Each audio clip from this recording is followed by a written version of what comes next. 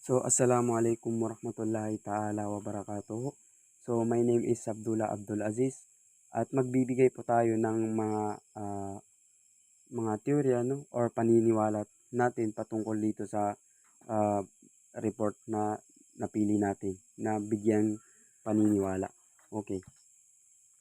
So, napakahalaga yung ng mga teoryang ito no sa pag-unawa kung paano mapapanatili ang motibasyon ng mga estudyante sa at iba pang individual sa kanilang mga gawain.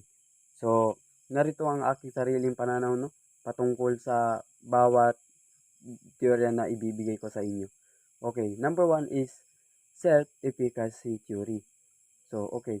So, naniniwala akong ang kumpiyansa no, sa sariling kakayahan ay hindi lamang bunga ng paniniwala, kundi ng aktwal na karanasan. So, ang mga taong nabibigyan ng tamang suporta no, at gabay ay mas nagiging handa sa hamon ng buhay. So sa edukasyon, mahalaga ang competency or promoting feedback.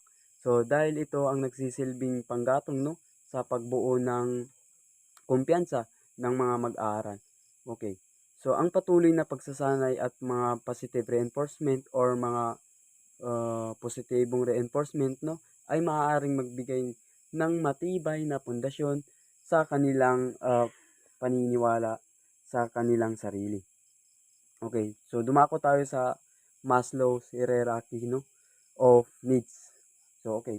So, ang modelo ni Maslow no, ay sumasailalim sa totoong kalagayan ng tao. Hindi maaaring asahan ang mga hindi maaaring asahan yung mataas na antas ng motibasyon or motivation kung hindi natutugunan ang mga pangunahing pangangailangan no. Okay. Sa edukasyong Pilipino no, mahalagang bigyang pansin ang social at emotional needs ng mga mag-aaral. So sa mga lugar kung saan ang seguridad no or sa mga secure no na pagkain o suporta sa pamilya ay hindi laging garantisado.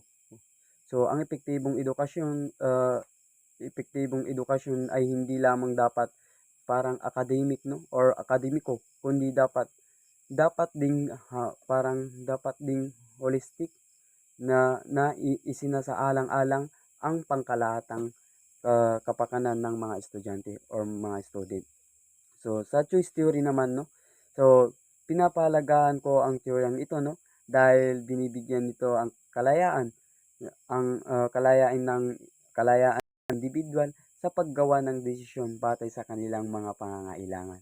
Sa edukasyon, okay. So, sa edukasyon, ang pagbibigay ng autonomy sa mga mag-aaral ay maaaring humikayat ng mataas na antas ng motibasyon.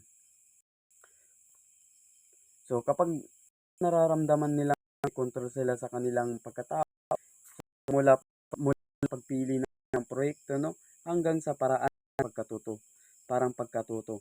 So, mas nagiging aktibo sila sa kanilang edukasyon. So, sa goal settings theory naman no, para sa akin ang pagtatakda ng malinaw no, makakamit makakamit at mak, ma- makakamit at makahulugang mga layunin sa isang mahalagang salik no sa tagumpay ng isang tao. So ang self comparison no. So sa halip na paghahambingin or paghahambing sa iba no ay isang mabisang paraan upang masukat ang sariling pag-unlad. So dapat rin nating ituro sa mga estudyante ang kahalagahan ng intrinsic intrinsic motivation. So uh, So, ang intrinsic motivation natin 'no, ang motibasyong nagmumula sa sariling interes at pagsisikap sa halip na palaging itinutok 'no or itinututok sa kompetisyon laban sa iba. So, sa praktikal na aplikasyon, so sa kontekstong Pilipino 'no, mahalagang gamitin ang mga teoryang ito sa paraang pang-angkop or angkop sa kultura at pangangailangan ng mga mag-aaral. So halimbawa na lang sa mga paaralang may kakulangan 'no, sa kagamitan ng kanilang mga mag-aaral, 'no. So, maaaring gamitin ang Maslow's hierarchy upang bigyang prayoridad ang mga batayang pangangailangan ng estudyante. Okay, so ang choice theory, 'no, ay maaaring ipatupad sa mas makabago at student-centered na approach sa pagtuturo. So, ang goal theory, 'no, ay magiging epektibo kung gagamitin natin ang self-comparison. So, upang hikayatin ang bawat estudyante na pagbutihin nila ang sarili batay sa kanilang nakaraang mga pagsubok.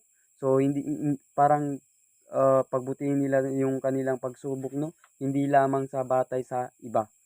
So, sa pangkalahatan naman, 'no, naniniwala akong ang pinakamabisa ang paraan upang mapanatili ang motibasyon ng isang individual ay sa pamamagitan ng malinaw na patnubay or mga positibo.